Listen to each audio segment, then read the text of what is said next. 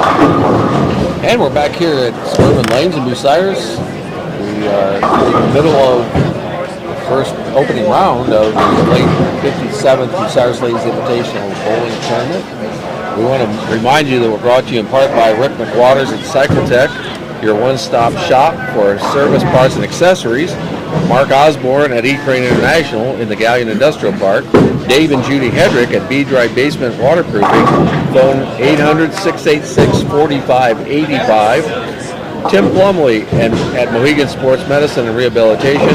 And People Savings and Loan. We have with us here again Bill Hansen. Bill, you have the results of Game 2 and the aggregate score. Yes. On lanes 1 and 2, Michelle Stahl had a 180 second game, gives her a two-game total of 361 with a handicap of 469 total for the two games. On lane 2, Abby Gledhill had a 159, which gives her a 344 total for scratch with a 484 handicap score. On lanes 3 and 4, Heather McLaughlin had a nice 222 game, which gives her 438 after two scratch and gives her 492 handicap total.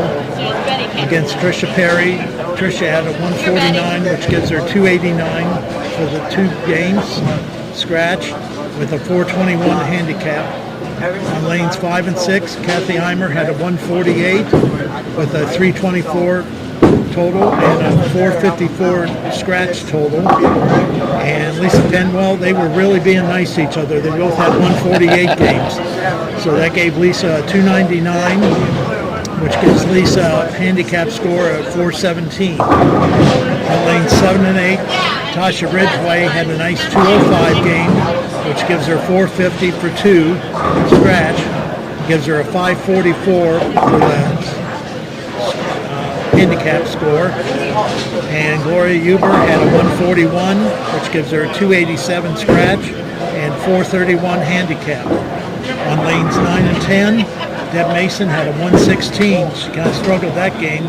Give her a 285 total with a 425 handicap score. And Patricia Horsley had a 201, which gives her 429 scratch and a 523 handicap score.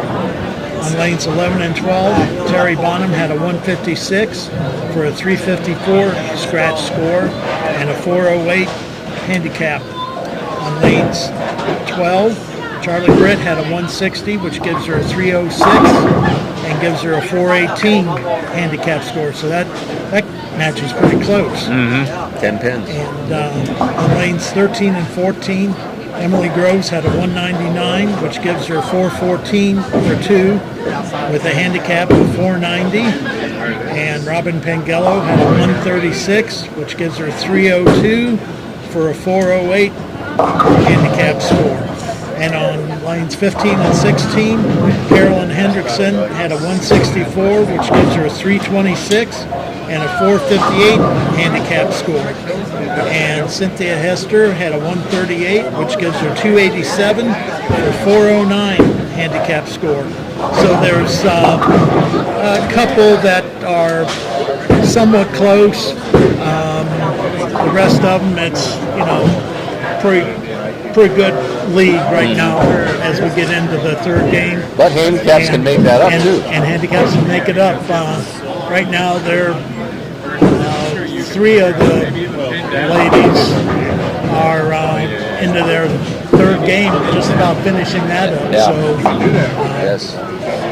it's speed bowling again this weekend. It is, yeah. So, You talked about Deb Mason, which is going to be on with us here at the end of Game 4. Tournament director. She told me prior that she had a little bit of back problem today, so she wasn't even sure she was going to bowl. But she is trying, and that's probably affecting her score. Oh yeah, definitely. It can make a big difference. That's one thing. Yeah. So. Okay. Well, we want to remind you again that we're brought to you in part by Jim and Jeremy Letter at Jim Letter's Body Shop, J&F Construction, Roger Brown at Winks Lock and Safe and A&E Fire Safety Services, and Kim Stamper at Lulu's Kitchen on Marion Road in Bucyrus. So we will be back with the results of Game 3 in just a few moments.